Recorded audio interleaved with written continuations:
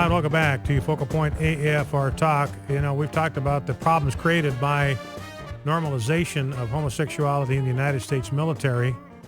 And one of the very practical issues that comes up is these chaplains on these military bases, they do marriage retreats. Because Army life, military life is very stressful on a marriage. And so these chaplains will organize marriage retreats for the soldiers that are part of their flock to strengthen their marriages, get them away for the weekend. Well, the latest controversy now in the military is a same-sex couple at Fort Irwin, California, were turned down by the chaplain. They wanted to go on this marriage retreat, and the chaplain said no, and now they are registering a formal complaint with military brass that they were denied the right to go on this couple's retreat. Now, you can understand. I mean, if you think about that for a second, think about the dynamics on a couple's retreat, a marriage retreat. Everybody in the circle is a husband and a wife except for one homosexual couple. The impact that would have on the dynamics, the atmosphere, the interaction. I mean, you just couldn't do it. It's just simply not practical. You know, I guess what you could do if you had some kind of chaplain that was minded, he could have some kind of marriage retreat for all of the same-sex couples on the base, and then they could do their thing, and heterosexual married couples would have very little interest in that kind of a retreat. So again, it's homosexual activists trying to crash the party and trying to make trouble. Now, going back to the Angola thing just for a second, I've got some conflicting information, and I don't know which is correct. So I will just give you the information that I've got. This, according to the CIA fact book, Angola, 47% of Angolans practice indigenous beliefs, 38% are Roman Catholics, and 15% are Protestant. So a very tiny percentage of Muslims, either way you slice it, maybe 80, 90,000. So 47%, according to the CIA fact book, practiced indigenous beliefs, which could be syncretistic. They could involve some Christian elements. 38% Roman Catholic, 15% Protestant. Now, according to this piece in the International Business Times, Angola is a majority Christian nation of about 16 million people, of whom an estimated 55% are Catholic, 25% belong to African Christian denominations, and that may be what the CIA fact book means by indigenous. These are African Christian denominations. They're homegrown Christian denominations, but they're Christian. So 55% Catholic, 25% African Christian denominations, 10% follow major Protestant traditions, 5% belong to Brazilian evangelical churches. So that's 55 and 25, that's 80, 10% makes 90, 5% makes 95%. So according to this information, International Business Times, Angola is about 95% Christian. Got about 80 to 90,000 Muslims in the entire country. And again, as we said, Angola has made Islam flatly illegal. They are dismantling mosques as we speak. Now, I want to do one more story with you, and then we'll go back to the phones, 888-589-8840. And this will probably get your blood to boil, and it certainly did for me. This is a story about Marine Lance Corporal Greg Buckley Jr. Now, Greg Buckley Jr. was stationed safely in Hawaii, but he volunteered. This is a piece of WND.com. He volunteered in March of 2012 to replace an injured buddy who was slated to go to Afghanistan. He agreed to go to Afghanistan in his place. So he was sent to Forward Operating Base Delhi, which was not on the field of battle. But it quickly, according to this piece by Garth Catt, it quickly became apparent that all was not well at Forward Operating Base Delhi. Buckley Jr., in fact, predicted his own death at this Marine base. His father could not understand because Marines should be safe when you're not on the battlefield.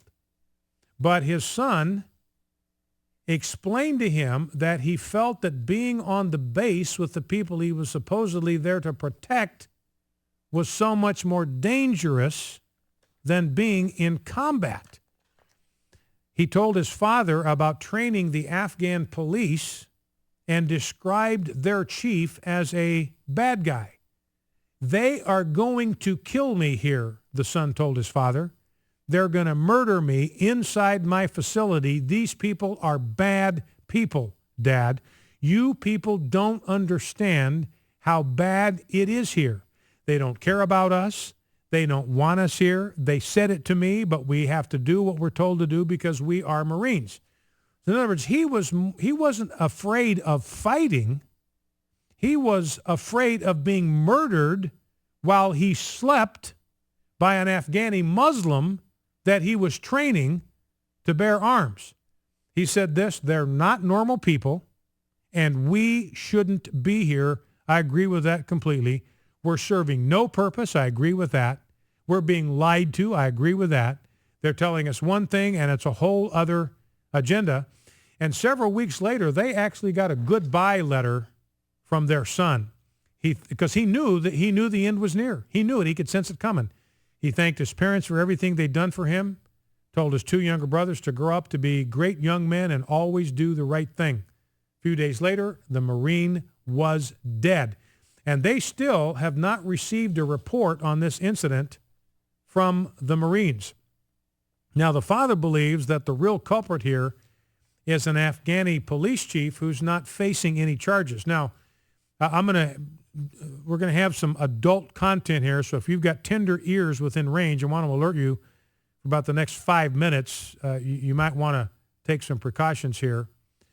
The man that was involved, this is what the father of the Lance Corporal who died said, the man who was involved, the police chief, the Afghani police chief, was involved in the prostitution of young boys who are called T-boys.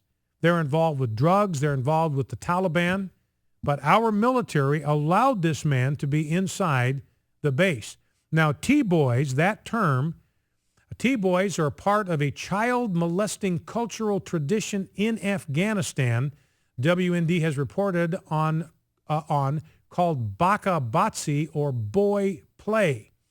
WND military expert Michael Malouf reported, in the practice of Baka Batsi, boys aged 9 to 17 are dressed up as women to dance for leering Afghan men who then use the boys for sex and make them their property.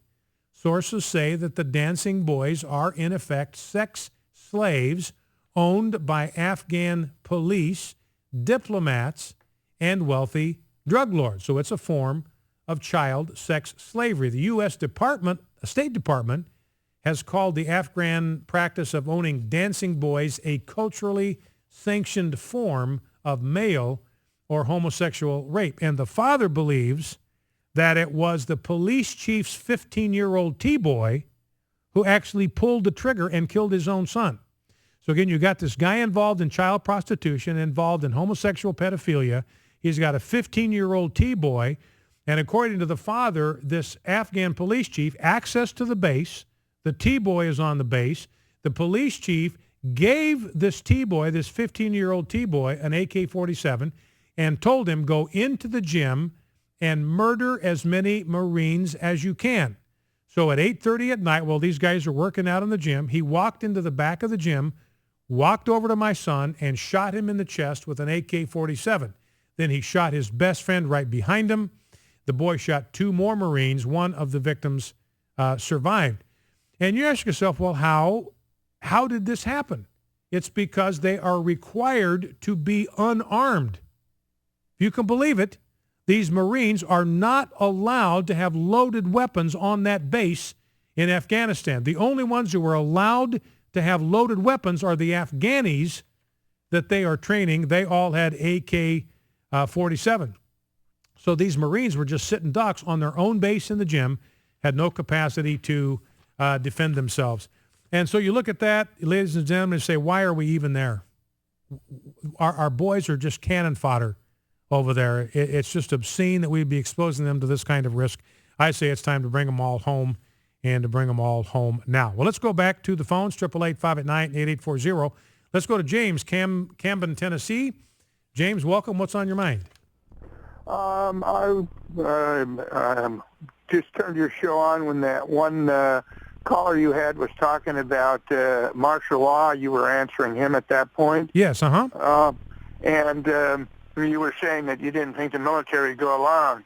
And it's something that as events have been ongoing, I've become a little more concerned about because of the way they're treating the military and demonizing different home groups. But one of the other things is one of the visitors on either your show or Kevin McCauley's or Sandy's show, I don't remember which one in the last 2 weeks, had gone through Obamacare and found an authorization in there. In fact, she read it over the air that allows the president to maintain a private army. And he's got all the weapons and stuff he needs stashed in Homeland Security. So he doesn't need the military to do martial law. He can actually put up his own private army under Obamacare. Well, and you've got a good point there, James. Again, when it comes to the military, and you're right, we're even seeing a weakening in the military, and this is where a corrupt leader can take advantage of a military which is used to the code of honor, used to taking orders, respecting the chain of command.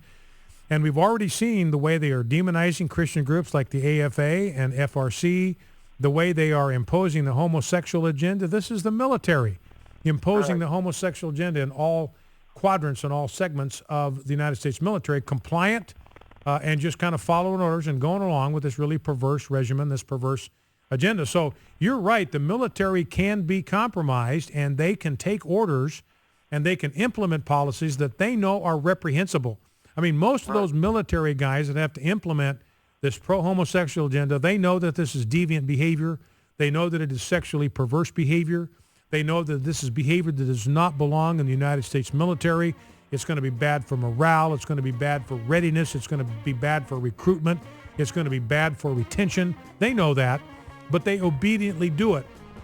And so the question is, how far will they go in obeying immoral and morally corrupt orders? And I don't know. I still think they draw the line at martial law.